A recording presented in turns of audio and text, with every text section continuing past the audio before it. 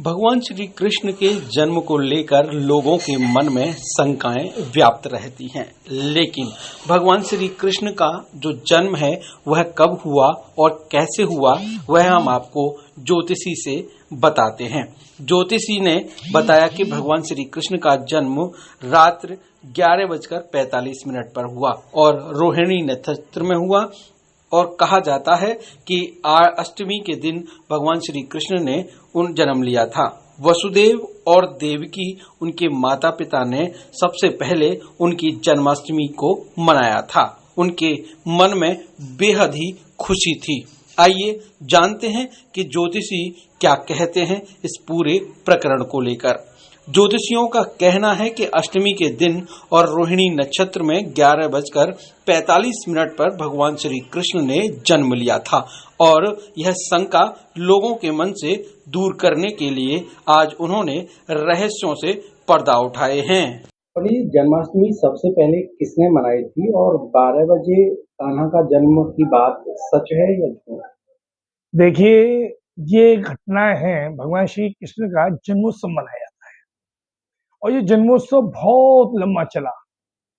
जब भगवान प्रभु ने द्वापर युग में लगभग 5291 वर्ष पूर्व जब जन्म लिया, तब प्रभु का सर्वप्रथम जो उनके असली माता पिता थे, जो वसुदेव और माँ देवकी ने, इनको आभास हो गया था दुष्ट कंस के द्वारा कि जब जब कोई बालक ने जन्म लिया, कंस उनका संहार कर देता था। उनको छठी पूजन का सहयोग भी नहीं मिल पाता था।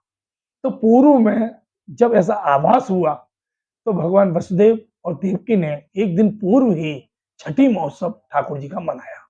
तो सबसे पहले जो जन्मोत्सव का जो आनंद स्वरूप जो भगवान का किया वो माँ देवकी और वसुदेव ने किया।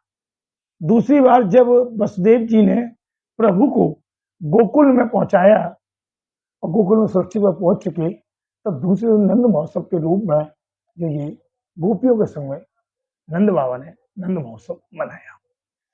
तो इस प्रकार ये द्वापर युग से चली हुई परंपरा जो लगातार चलती रही और ये जन्माष्टमी का महोत्सव आनंद कंद महोत्सव, नंद के आनंद भई जय कन्हैया लाल की, हाथी दीना घोड़ा दीनी और दीनी पाल की।